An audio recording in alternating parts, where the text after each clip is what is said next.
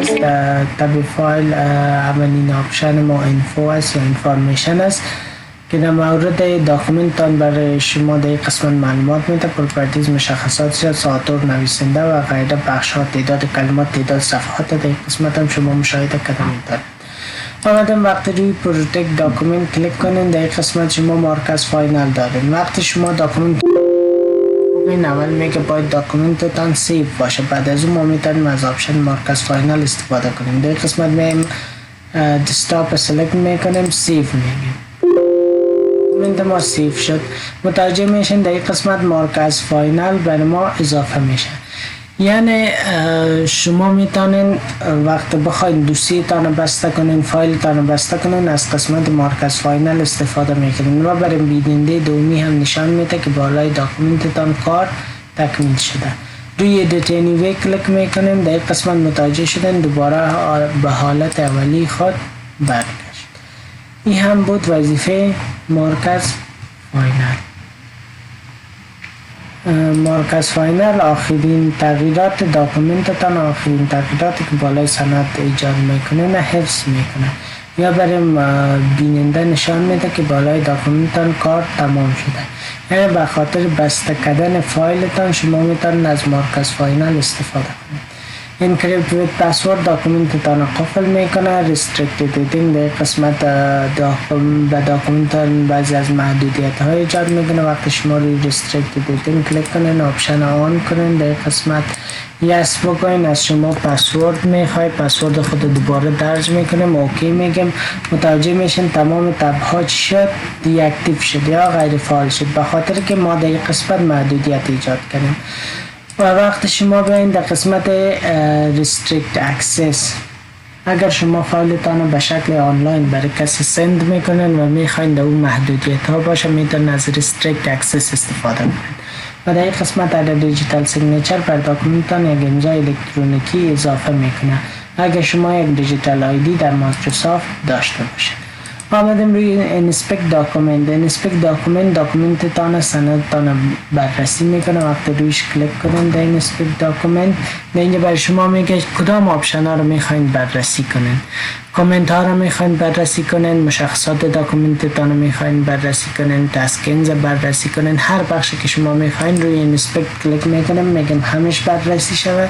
در اینجا براتون میگه کامنت کدام ایرور اشتباه نداره، بخشای دیگه هم درست است. در اینجا بعضی از اشتباهات یا ایروری که فعلا آتار ما نویسنده ما عد نیست، پس بررسی کنه اینسپکتور است. ریمووال بگیم بر ما ریموو میکنه.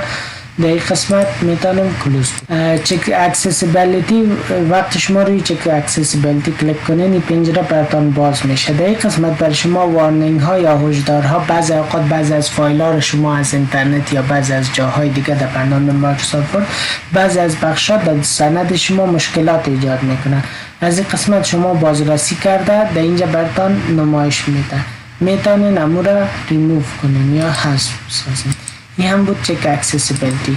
چک کامپکتیبلیتی، قابلیت ورژن های داکومنت تان چک میکنه. یعنی امی سندتان فرض کنین پیش شما مایکروسافت آفیس 2016 است و یا 2019 برای شما نشان میده. در اینجا در قسمت سمری فعلا در 2003 امی فایل ما باز شده، میتونه در 2007 و 2010.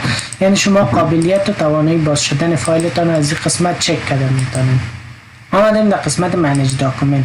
منیج داکومنت بعضی اوقات اگر شما متوجه شده باشین یک فایل مهم تان شما سیو نکرده باشین، در قسمت انسیو میتون ریکاور کنن و را دوباره بیاین. آمدیم در قسمت نیو بارها براتون گفته شده کنترل ان شارتکت نیو است. از این قسمت رویش کلیک میکنین یک بلانک داکومنت یا داکومنت جدید براتون باز میشه به این شکل و شارتکتش هم کنترل ان میباشه. آمدیم در قسمت اوپن. اگر شما فایل ذخیره شدگی داشته باشین از این قسمت فایل ذخیره شده تان از قسمت اوپن باز کرده میتونید. از این قسمت هم میتونید فایل انتخاب کنین و روی براوز هم وقت کلیک کنین فایل خود مثلا من میگم پرکتیکال اگزام ورد اوپن شوه به این شکل فایل برای ما باز میشه. این هم بود وظیفه اوپن. شارتکت اوپن کنترل او. آمدیم در قسمت سیو. اگر شما بخواین فایلتان سیو کنین ذخیره بسازین از آپشن سیو استفاده میکنین. کنترل اس شارتکتش است و در این قسمت سیو است. فرق بین سیو و سیو است چی است؟ سیو ما یک بار داکومنت خود سیو کردیم سیو است در چندین جای به چندین نام و به چندین فرمت. میخوایم فایل خود دوباره ذخیره کنیم بیشتر محفوظتر باشه و یک کپی از فایل خود داشته باشیم، در یک موقعیت مختلف براوز میگیم. مثلا من میگم این فایل ما در روی دسکتاپ ذخیره شد، سیو میگیم، میره کنسل میکنیم، در قسمت اینم کنسل میکنیم، کلوز میکنیم.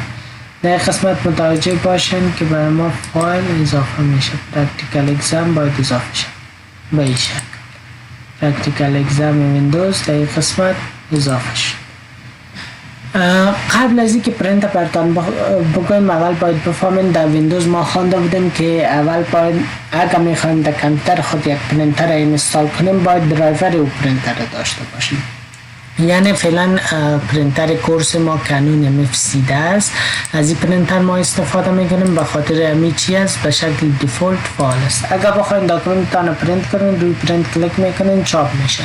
کاپیز از همین صفحات میخواین چند صفحه تعداد کاپیش چقدر باشه، من میگم از همین برای ما 3 کاپی بگی یا 4 کاپی بگی.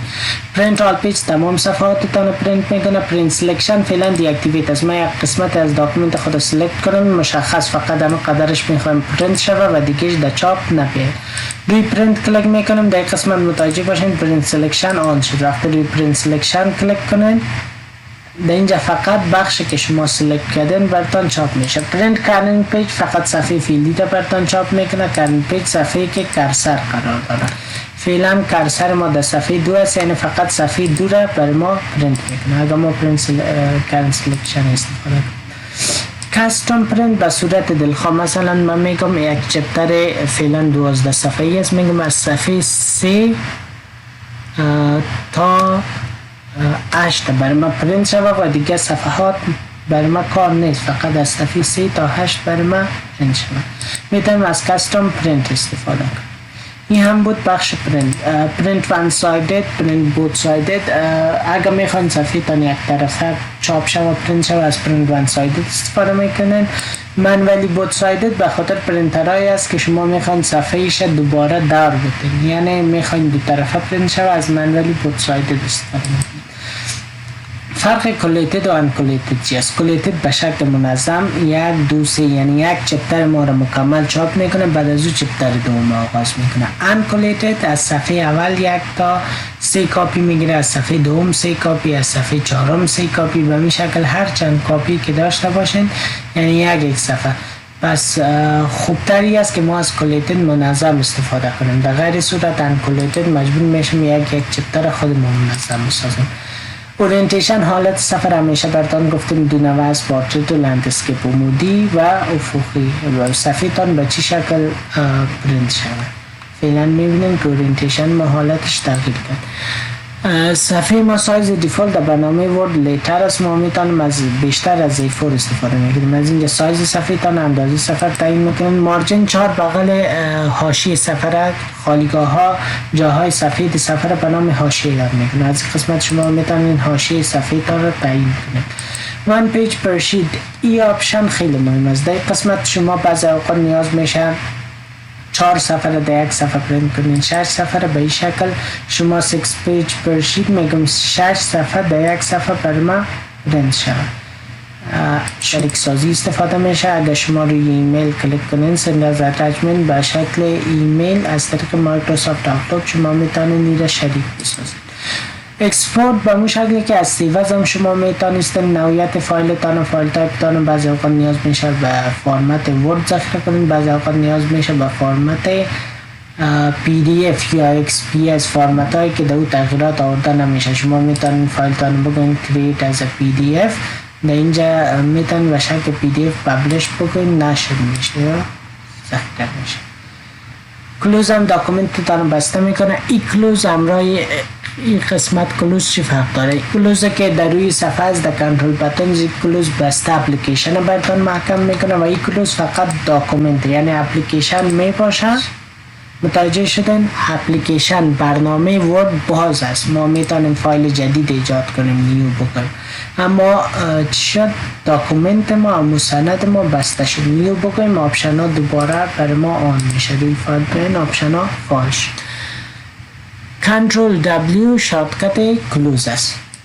اکانت هم تنظیمات اکانتتان است. بعضی اوقات نیاز میشه شما اکانتتان تغییر بدین، مثلا دارک گری از به شکل تالیک باشه، وایت از سفید باشه یا کلرفول باشه، نوعیت اکانت.